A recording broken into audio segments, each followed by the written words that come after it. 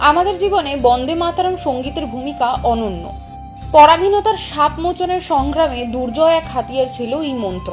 বঙ্কিমচন্দ্র চট্টোপাধ্যায়ের লেখা বন্দে মাতরম 1950 সালে ভারতের জাতীয় স্তোত্রের মর্যাদা পায়। এই গানটিকে ঘিরে রয়েছে অনেক ইতিহাস, যা হয়তো অনেকেরই অজানা।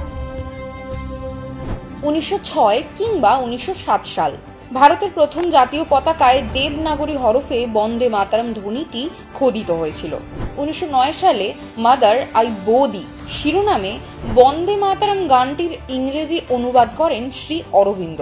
এই গানের পাওয়া প্রাচীনতম অডিও রেকর্ডিংটি 1907 সালের।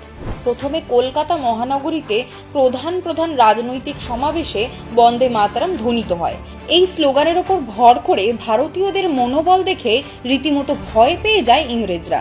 বন্দে মাতরম ধ্বনি দেওয়ার অপরাধে বহু স্বাধীনতা সংগ্রামীকেই গ্রেফতার করে ব্রিটিশ সরকার। সুজলং সুফলং মলয়জ শীতলং শস্য শ্যামলং মাতরম বন্দে মাতরম।